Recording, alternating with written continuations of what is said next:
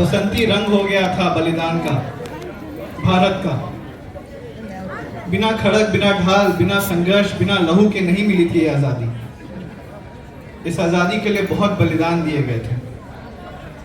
मैं आप सभी से निवेदन करूंगा कि अपना अपना स्थान ले लें, क्योंकि आज की प्रमुख प्रस्तुति अब हमारे सामने है। इस आज़ादी के अमृत महोत्सव के पीछे की आज़ाद भारत की कहानी, आज़ादी के संघर्ष की कहानी, बलिदान की कहानी अब आपके सामने है। मैं निवेदन करूंगा आप अपना स्थान ले लें और हम अपनी अगली प्रस्तुति की तरफ बढ़ते हैं, स्वराज्य और शहीदों के स्वराज्य की कहानी की तरफ।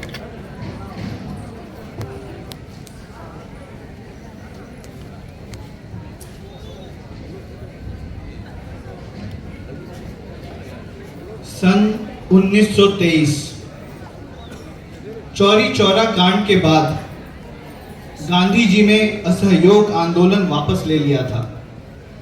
कई स्वतंत्रता सेनानियों को लगने लगा था कि तथाकथित अहिंसा के मार्ग से स्वतंत्रता और स्वराज्य का सपना पूरा नहीं होगा। राम प्रसाद बिस्मिल और अन्य साथियों ने मिलकर हिंदुस्तान रिपब्लिक का गठन किया था। HRA हिंदुस्तान की सोच और गतिविधियां युवाओं को आकर्षित कर रही थी। HRA के दफ्तर में पहली बार मिले थे राम प्रसाद बिस्मिल भगत के दफ्तर में।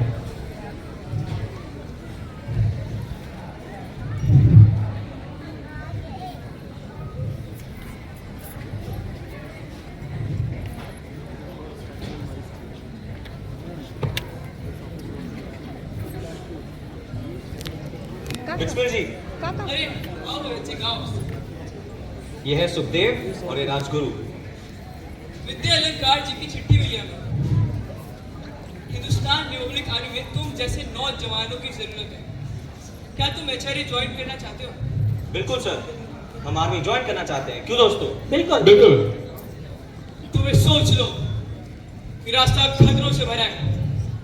एक क्रांतिकारी के लिए उसकी पार्टी, उसका मकसद ही सब कुछ होता है। फिर उसके जीवन में ना कोई आराम, ना कोई खुशी, ना सुख, ना प्यार, ना घर, ना परिवार, कुछ नहीं। हम हर तरह की कुर्बानी देने के लिए तैयार हैं। साथियों, ये रहे हमारे नए साथी भगत सिंह, सुखदेव और राजगुरु। ऐसी ही एक और मुलाकात थी भारत माँ के दो शेरों की। पहली बार मिल रहे थे भगत सिंह और चंद्रशेखर आजाद। जितनी जोश और ज्वाला इनके भीतर थी, बिना चिंगारियों के इनका मिलना हो ही नहीं सकता था। तो चलते हैं HRA दफ्तर इलाहाबाद, जहां पहली बार मिलते हैं आजाद और भगत सिंह।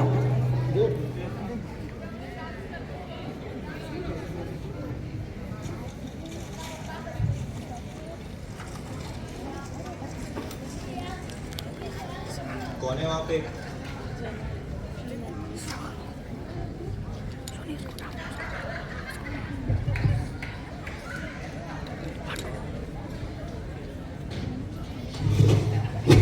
कौन हो तुम? पहले तुम बताओ कौन हो तुम? जब अपना नाम बता दो। कौन हो तुम? हिंदुस्तानी मेरी पहचान है। बता दो कौन हो तुम?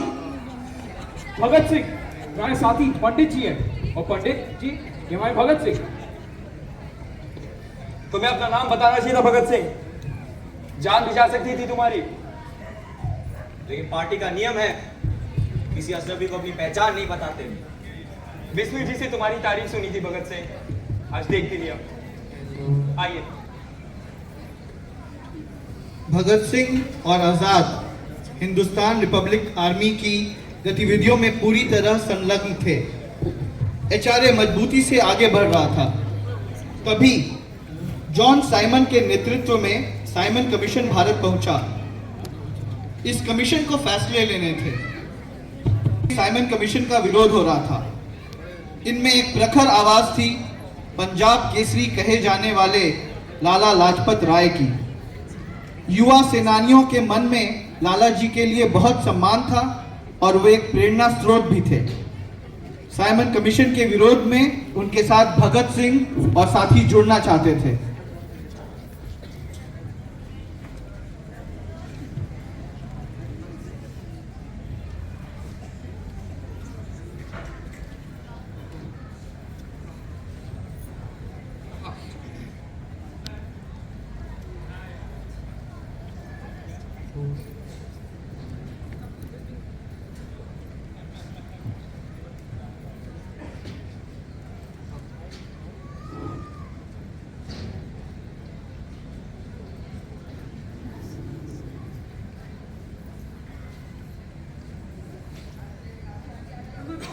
आगे।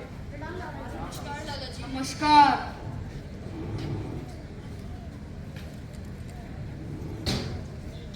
आजाद जी ने खबर भेजी है, लिखे हैं मेरे साथियों, हमें लाला जी का साथ देना है।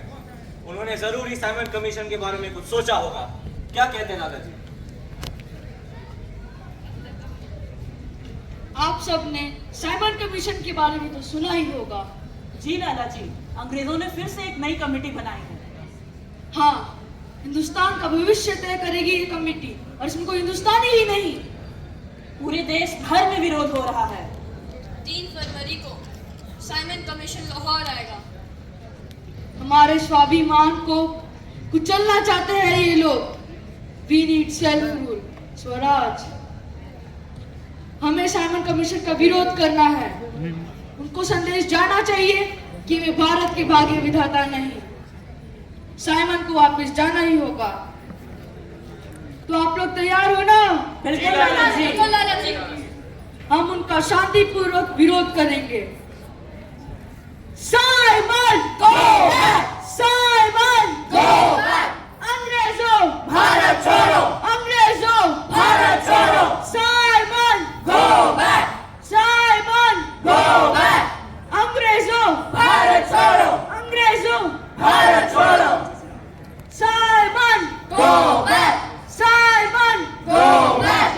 तेरी राहों में जहाँ तक लुटा जाएंगे, भूल क्या चीज है तेरे कदमों पे हम भेंट अपने सरों की चढ़ा जाएंगे। ऐ वतन सह चुके हैं सितम हम बहुत गैर के, अब करेंगे हर एक वार का सामना। झुक सकेगा ना अब सरफरोशों का सर, चाहे हो खूनी तलवार का सामना, चाहे हो खूनी तलवार का सामना। सर पे बांधे कफन हम तो हंसते हुए मौत को भी गले से लगा जाएंगे। ऐ वतन, ऐ वतन। निहत्ती वीर पर इस अंग्रेजी सरकार ने लाठी बरसाई है। मेरे सीने पर पड़ी और एक एक लाठी इस अंग्रेजी सरकार के ताबूत पर कील का काम करे। लाला जी, इसका हम मुंह तोड़ जवाब देंगे। क्यों नहीं? क्रांतिकारी क्रोध और आक्रोश से भरे हुए थे। लाला जी की मौत के बाद दिशा और दशा दोनों बदल चुकी थी क्रांति की।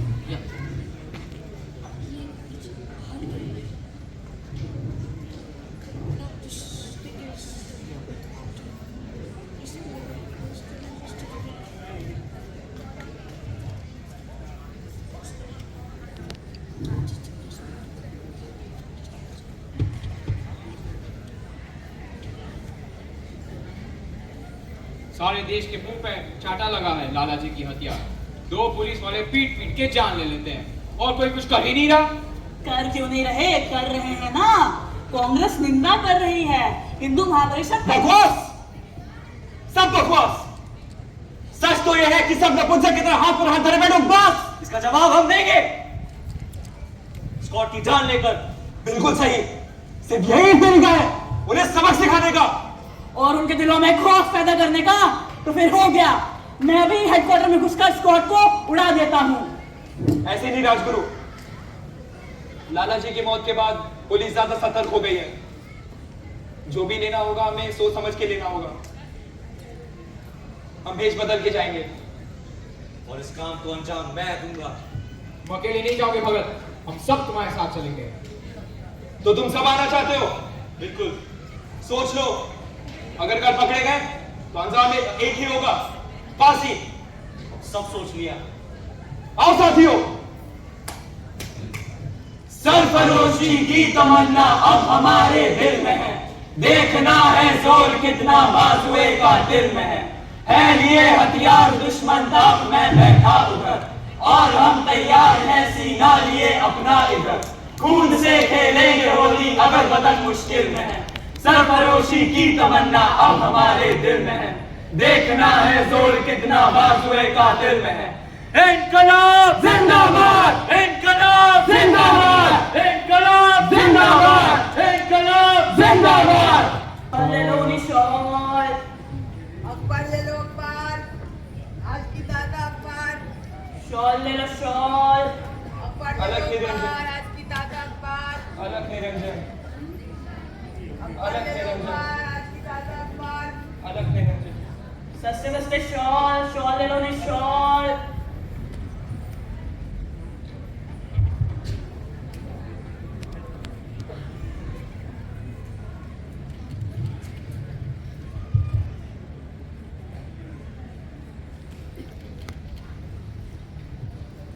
What is this?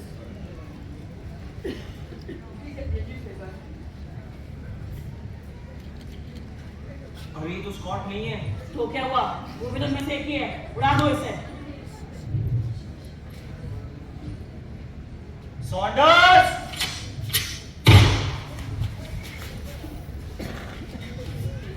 तुम लोग जाओ, इसे मैं संभालता हूँ। मैं किसी हिंदुस्तानी के ऊपर हथियार नहीं चलाना चाहता।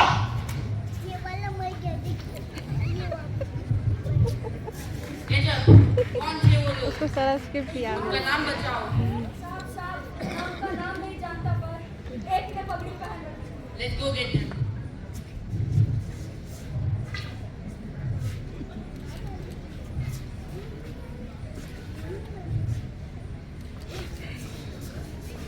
हत्या करके ले लिया था और ये उन्होंने ऐलान कर दिया था कि अब ये सहा नहीं जाएगा, भारत की पराधीनता अब स्टेटस क्यों नहीं, अब उसे चुनौती दी जाएगी।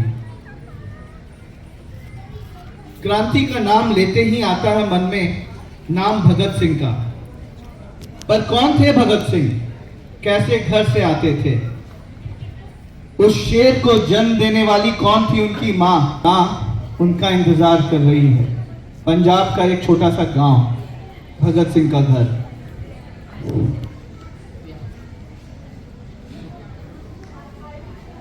माँ,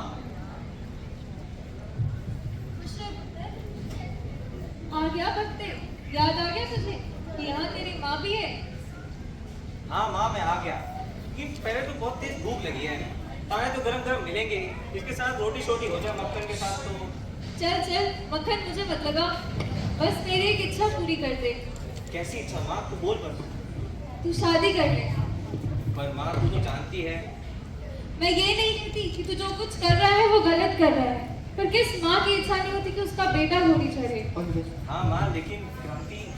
बस भगत, अब मुझे तेरी एक नहीं सुननी। अब माँ को कौन समझाए कि मैंने अपनी दुल्हन पहले ही चुन ली है। उसका नाम है आजादी, वो खुद भारत माँ की बेटी है। हमें यहाँ से जाना होगा, पुलिस वाले हमें ढूंढ रहे हैं और आजाद जी ने एक जगह जमा करके कहा है। चल चल चल चल। क्रांति और स्वराज्य का आंदोलन सुदृढ़ और मजबूत होता जा रहा था। ब्रिटिश पुलिस सक्रिय थी और डरी हुई भी। दूसरी तरफ एक नवयुवकों का दल भारत को आजादी दिलाने के लिए जुनून के जज्बे से लगा था। उन्हें दिन रात सिर्फ एक जुनून।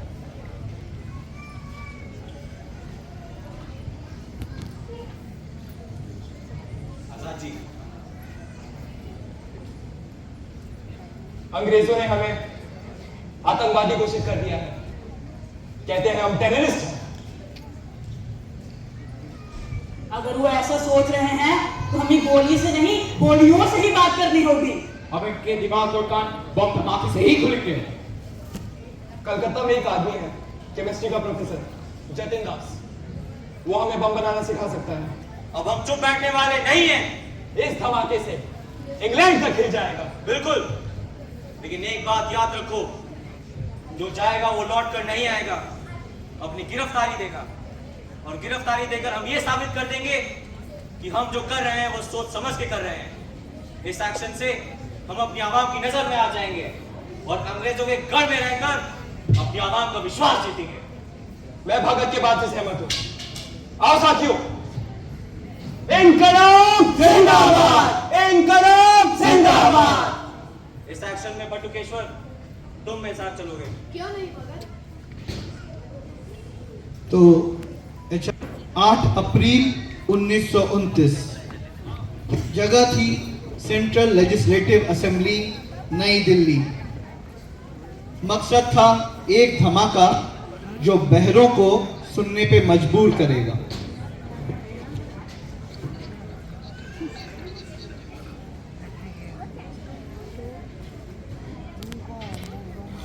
भगत सिंह और बटुकेश्वर अपने मिशन पर निकल चुके थे।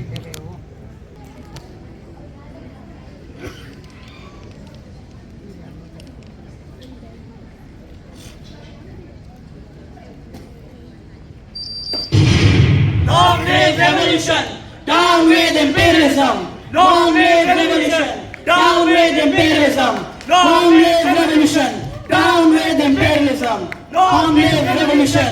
Down with imperialism! Long live revolution! Bhagat Singh और बटुकेश्वर ने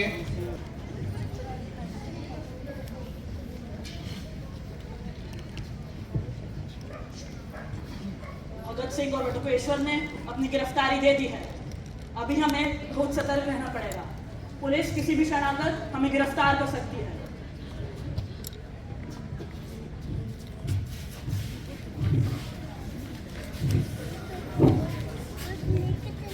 नेहरू जी से अपेक्षा भी थी कि वो युवाओं के पक्ष में कुछ करेंगे, बात करेंगे, पर इतिहास गवाह है कि ऐसा नहीं हुआ।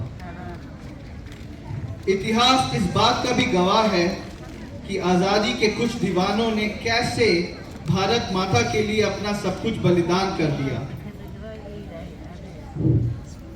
Bhagat Singh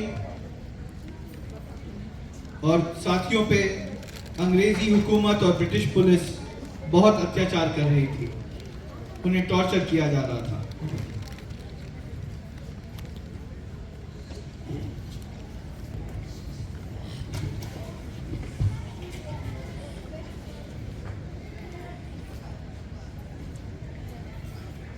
You bloody Indians, you know nothing. तुम हिंदुस्तानियों और डॉग्स में कोई डिफरेंस नहीं है। तुम लाते हुए भूतियों को पार्टी की भाषा समझ में नहीं आती। पीछे पीछे bloody terrorists। टेररिस्ट नहीं, क्रांतिकारी। क्या बोला? क्रांतिकारी बनेगा? हाँ, बनूंगा। क्रांतिकारी बनेगा? हाँ, बनूंगा। आजादी लाएगा? हाँ, लाऊंगा। Beat them। इनकलाब जिंदाबाद! इनकलाब जिंदाबाद! भारत माता की जय! भारत माता की जय! अंग्रेजों को लगभग बलिदान देने वाले थे और हमेशा हमेशा के लिए उनकी पहचान बनने वाली थी एक नाम, आजाद। आजाद।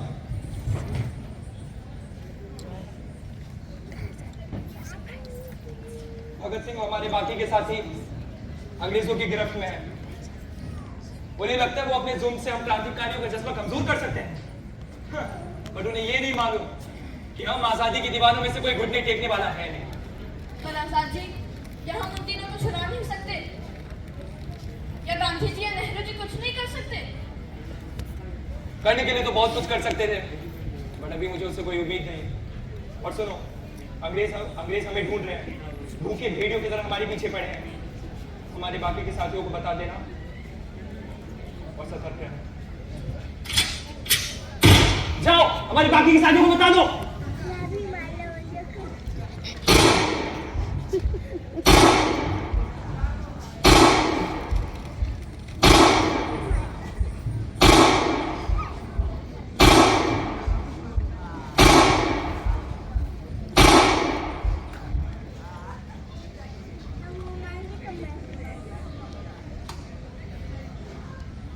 भारत माँ, मुझे माफ करना। इस जिंदगी में मैं तेरी इतनी ही सेवा कर सका।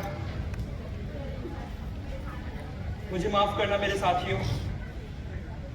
अब ये आजादी का पूरा तुम्हारे उस सर पे। अगर इन अंग्रेजों को लगता है कि वो आजाद को किसी पिंजरे में बंद कर सकते हैं, अंग्रेजों ने तुम्हारे लिए मैं आजाद था, मैं आजाद हूं और आजाद ही रहूंगा। भारत माता की जय।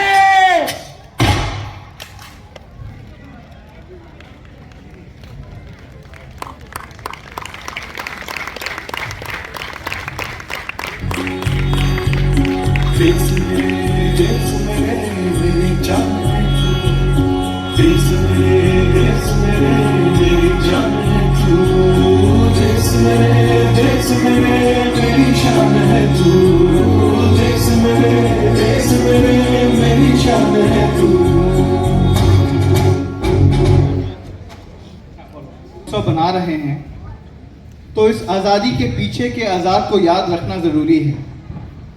चंद्रशेखर आज़ाद थे, हैं और हमेशा रहेंगे। बिना खड़क बिना ढाल नहीं मिली आज़ादी। हजारों कुर्बानियां दी गई, प्राणों की आहुति दी गई। आज एक और यज्ञ और एक आहुति को याद करेंगे। 23 मार्च 1931। 3 नाम जो हर हिंदुस्तानी के मन में हमेशा के लिए शौर्य, बलिदान और त्याग, देश प्रेम का मतलब बन चुके हैं। जगह लाहौर जेल। इनकलाब के नारों से गूंज इनकलाब जिंदाबाद, इनकलाब जिंदाबाद, भारत माता की जय, भारत माता की जय।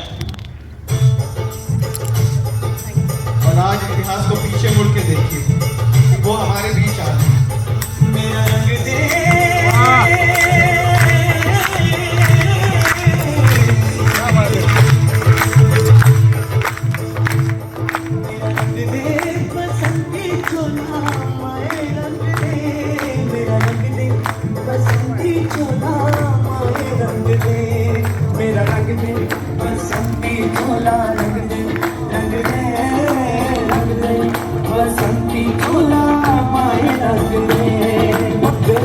हमारे दिल में एक मस्ती सी छाई है देश अलविदा तुझको कहने की घड़ी आई है।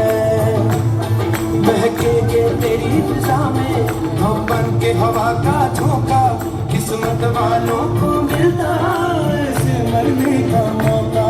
निकली है बारात सजा है इनकलाब का मेरा रंग दे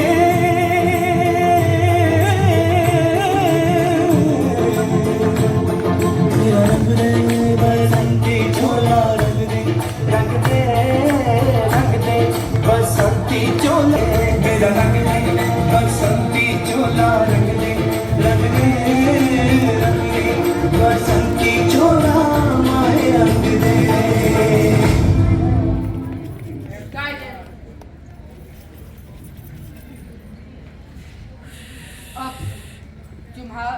तुम्हें तुम्हारे क्राइम्स का अंजाम मिलेगा। You deserve nothing less than death, फांसी। आप सबके लिए फांसी का फंदा जरूर होगा, लेकिन मेरे लिए ये मेरी दुल्हन आजादी का हार है। आज भगत सिंह अपने यारों के साथ रुखसत जरूर हो रहा है, लेकिन आने वाली नस्लें और मेरा भारत ये दिन जरूर याद रखेगा। बड़े खुश नसीब हैं आप। लकी। Very lucky. तुम लोगों की कोई आखिरी ख्वाहिश? हम गले मिलना चाहते हैं। अनचाहे आओ यारो।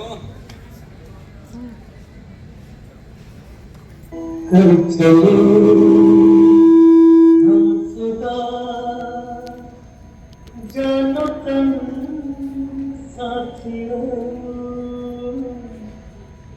अब तुम्हारे हवाले वतन साथियों।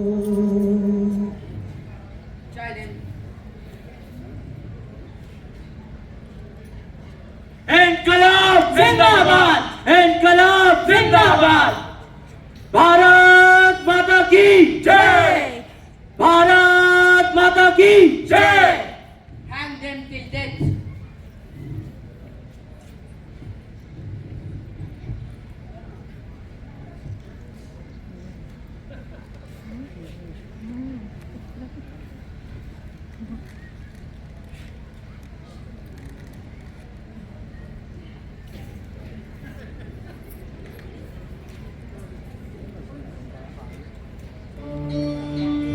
से है प्यार तो हर पल ये कहना चाहिए, मैं रहूं या ना रहूं भारत ये रहना चाहिए। सिलसिला ये बात मेरे भी चलना चाहिए, मैं रहूं या ना रहूं भारत ये रहना चाहिए।